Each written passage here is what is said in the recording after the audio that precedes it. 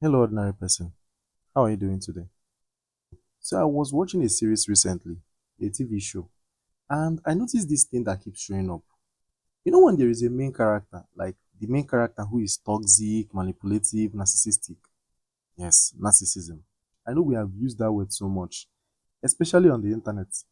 At this point, I think we need to take a break from narcissist and narcissism right after this episode because today it actually fits. And still, you keep watching. Something in you wants to see just how far this character will go, what lines they will cross. And guess what? They do cross them over and over again. There's always that moment, that sharp sinking moment where you go, okay, I know you're toxic, I know you're messed up, but this, even for someone like you, this is low. This is really low. You want to pause, you want to sit with it. But of course, you know how series work. Next thing comes up with more mess.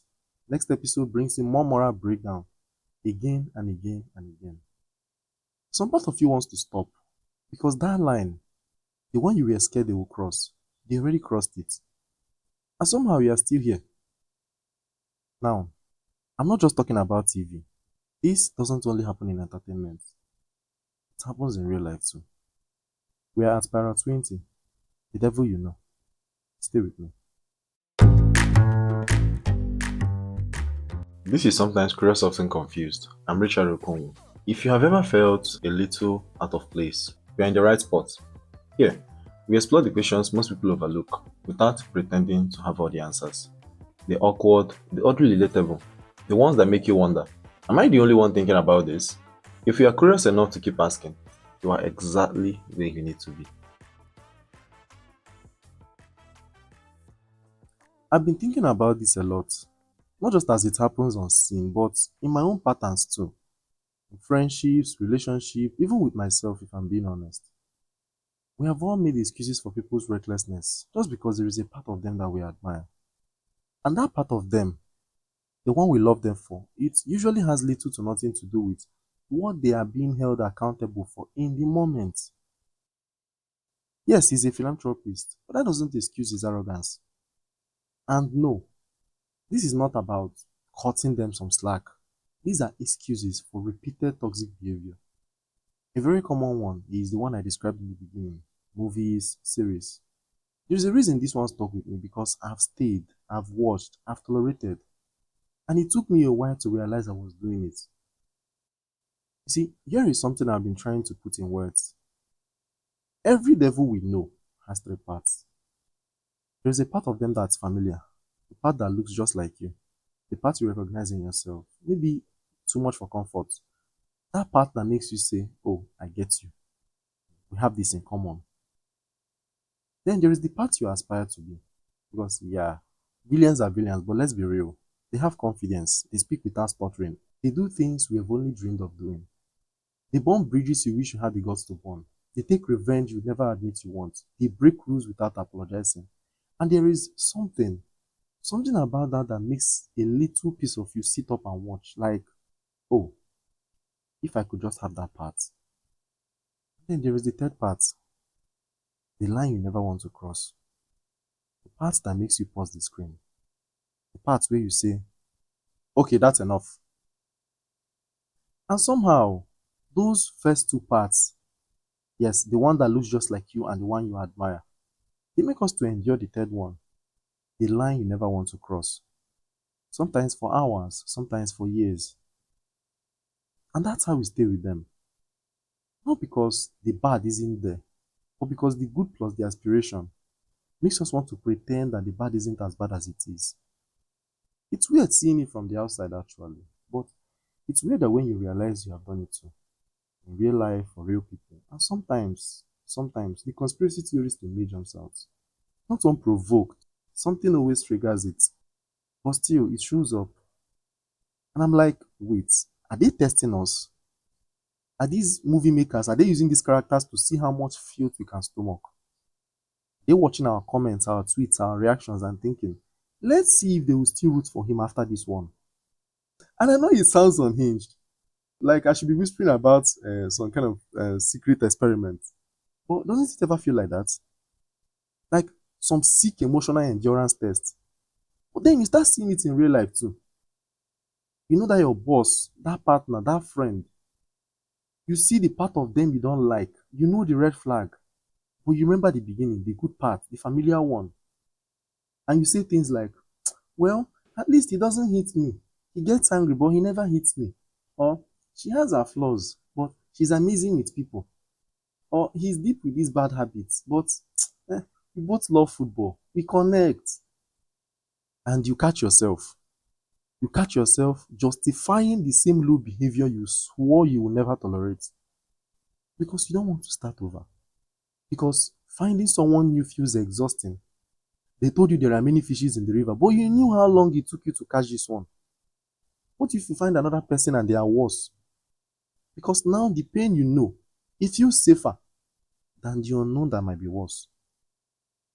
And so we start lowering the bar again and again and again until we are sitting beside the devil we know. Not because we like him, no. Because we have convinced ourselves that maybe, just maybe, the next person will be worse. So why do we do this? Why do we keep showing up for people who have already shown us who they are? Is it really about them? Or is it about us? About what we are afraid to lose? Or afraid to admit we'll never get? Some people might say it's Stockholm Syndrome, but I don't think so. With Stockholm, there's a door. You are locked in. You adapt because you have no choice. But what happens when the door is open? What happens when you're not trapped but you stayed? This isn't forced survival. This is selective survival. I think that's the difference. It's not that you can't live. It's that living costs something too. Maybe it costs peace. Maybe it costs stability. Or maybe it costs the version of yourself that learns how to tolerate this. And that took time, effort. So you stay. And then you start making edits. You take the worst parts and blur them out. You zoom in on the moment that felt okay. And somehow those felt like the whole picture. That's not Stockholm. That's something else. That's choosing to forget because remembering everything will make it impossible to stay. Sometimes I literally have to pause a show, like a series that I'm watching, you know, like literally hit pause, walk away, and give myself time to forget what I just saw. Let my brain do its memory lapse thing, selective amnesia, or whatever they call it. So I can come back and watch the anti hero I know, the mild version from earlier episodes. Because this one right here has crossed too many lines. I know it sounds like self deception. Maybe it is. But what else do you do when the only entertainment is watching people get progressively worse? It's like the writers are saying, oh, you thought you could justify this? Watch him destroy a lifetime friendship in 5 minutes. Watch her burn down a relationship you thought mattered. Next episode, you are still watching. All right, all right, all right, all right. We are going to, let's make them 10 times worse. See if you can still root for them. It's sick. And yet, I don't just watch these shows. I do this in real life. Maybe you do too. You justify the friend who keeps letting you down. You explain away the partner's behavior because you know the sweet side of them. You defend the celebrity who is out there doing nonsense because, well, they've done good too. You lower the bar and you lower it again until you are not sure where the bar even starts. I think what scares me the most is not that I stayed too long with the devil I know. It's how normal it felt while I was doing it. How justifiable, how patient, how loyal I thought I was being. Maybe the worst doesn't come in fire and fury. They come dressed in old routines, in familiar laughs, in they didn't mean it like that. I'm the only one that understands her. You guys don't really know him like I do. And maybe that's why we don't leave. Not because we don't know what's happening, but because we do. But it feels like home, even when it burns. So now, when I think about this concept of the devil you know, I don't just ask, why did I stay? I ask, what part of me thought it was mine to carry? Because sometimes the real story is not about how bad they were, it's about how much of ourselves we gave away trying to redeem them.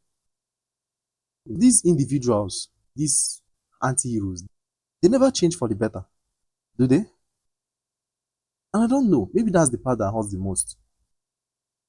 Not the familiar fire, but the silence that follows when you finally walk away.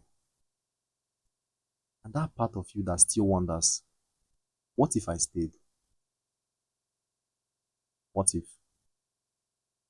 All right, thank you so much for listening to this episode. And oh, before I let you go, before I let you go, I have a few questions for you. Our follow-up questions. What do you think you will tolerate from your favorite character that you will never tolerate from a stranger? What is that bad habit, that toxic trait you will tolerate from your favorite character? Your favorite character on screen that you will never tolerate from a stranger. And here's the second one. It's a bit sensitive. You might want to skip it. Have you ever stayed in a relationship just because you would rather not start over? And the third question, is this still loyalty if you are loyal to someone's worst trait? Right. Thank you so much for listening to this episode. Thanks so much for your support so far. If you're not following the show already, follow the show. And until next time, stay curious.